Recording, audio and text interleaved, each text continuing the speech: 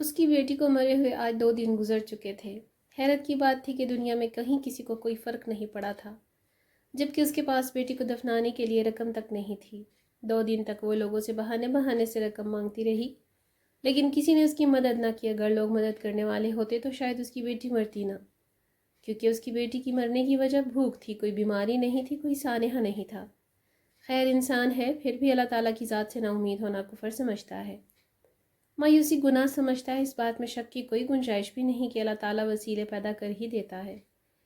اس لیے وہ اپنی بیٹی کی موت کے بعد بھی انہی لوگوں سے مدد مانگ رہی تھی جن لوگوں سے وہ پہلے بیٹی کی زندگی کی بھیک مانگا کرتی تھی۔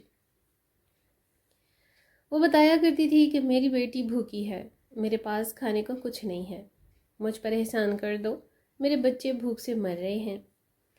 مجھ جیسے لوگ تب بھی اس کی مدد نہیں کیا کرتے تھے، اگر کرنے کے لیے راضی ہوتے بھی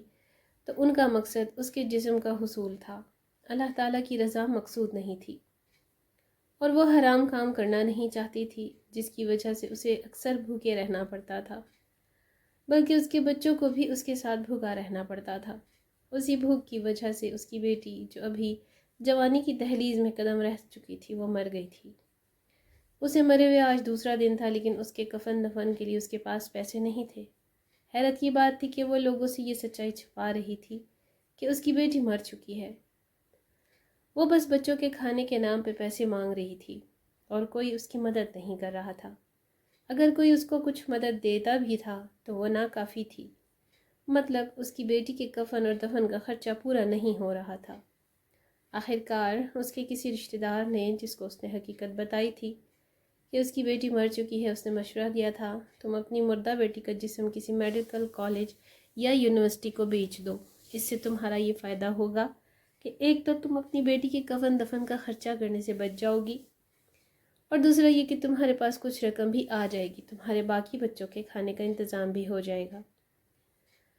مشورہ دینے والے نے اپنی طرف سے حاتم طائی کی قبر کو لات مار دی تھی، مگر وہ عورت تھوڑی مذہبی تھی۔ اس نے اس بارے میں مولوی صاحب سے پوچھنا مناسب سمجھا۔ جب وہ مولوی صاحب سے پوچھنے گئی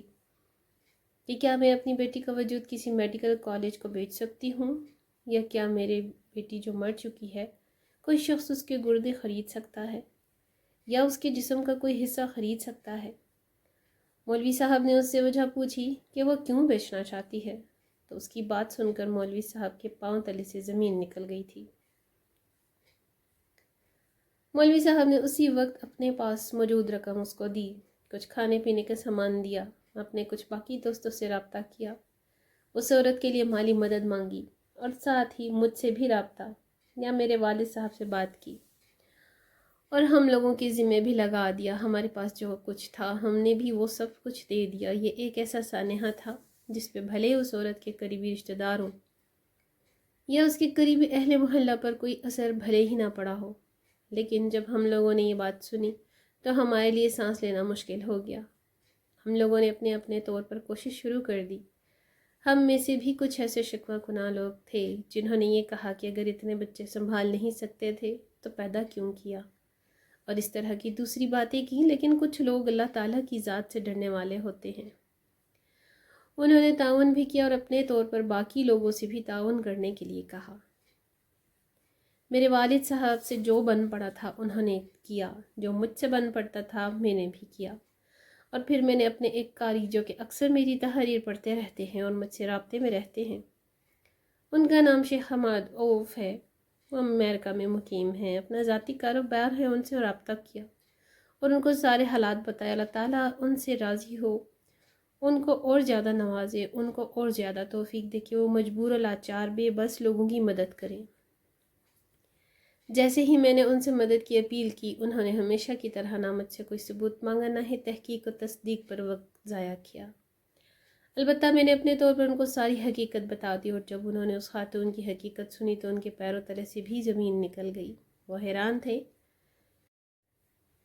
کہ ہم ایک کفر کے معاشرے میں رہ کر بھی اتنے مردہ دل اور مردہ زمین نہیں ہوئے، اور اہل پاکستان اسلامی معاشرے اور قلعہ اسلام میں رہ کر اتنے بے حس کیسے ہو سکتے ہیں۔ انہوں نے نہ صرف اس عورت کی بیٹی کے کفن دفن کا انتظام کروایا، بلکہ ان کے لیے 2 ماہ کے راشن کا اعلان بھی کیا اور اس کی رقم بھیج دی۔ میں نے وہ رقم فوراً اپنے والد صاحب کے ذریعے امام مسجد صاحب تک پہنچائی، اور انہوں نے اس خاتون کے راشن اور اس کی بیٹی کے تجہیز و تدفین کے انتظام پر لگا دی۔ جب اس خاتون کو 2 ماہ کا راشن بھی مل گیا اور اس کی بیٹی کی تجہیز و تدفین کا انتظام بھی ہو گیا تو وہ خاتون اتنے غمزدہ ماحول میں بھی اللہ تعالیٰ کی بہت شکر گزار تھی اور ان سب لوگوں کو بہت دعائیں دے رہی تھی جو اس کے اس عمل میں وسیلہ بنے۔ میرے والد صاحب بتاتے ہیں کہ جب میں تعزیت کے لیے ان کے گھر گیا تو اس خاتون نے بتایا کہ میرا یہ وعدہ ہے، میں ان تمام لوگوں کی میدان حشر میں گواہی دوں گی کہ جب میں مشکل میں تھی، میرے بچے بھوک سے مر رہے تھے، تب امت محمدی میں سے آپ چند لوگ تھے جو میری مدد کو آئے تھے۔ میں وعدہ کرتی ہوں کہ اگر میں جنت میں گئی تو میں اپنے حصے کی جنت بھی آپ لوگوں کو دے دوں گی۔ آپ لوگوں کی وجہ سے میرے گھر میں پہلی بار 2 ماہ کا راشن آیا ہے۔ پہلی بار میرے بچے بے فکر ہو کر 2 ماہ کی روٹی کھائیں گے اور انشاءاللہ ہر لقمے میں ہم لوگ آپ کو دعا دیں گے، اور میرے اللہ نے چاہا تو یہ آپ لوگوں کا دیا گیا صدقہ آپ لوگوں کو دونوں جہانوں میں اس کا اجر ملتا رہے گا۔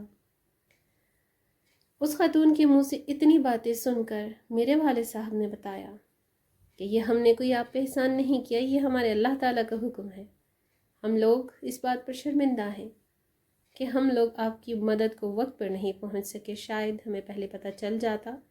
تو آپ کی بیٹی آج زندہ ہوتی۔ اس خاتون نے خاص طور پر شیخ حماد و شکریہ ادا کیا اور کہا کہ وہ زندگی کے ہر موڑ پر ان کو دعاؤں میں یاد رکھیں گی۔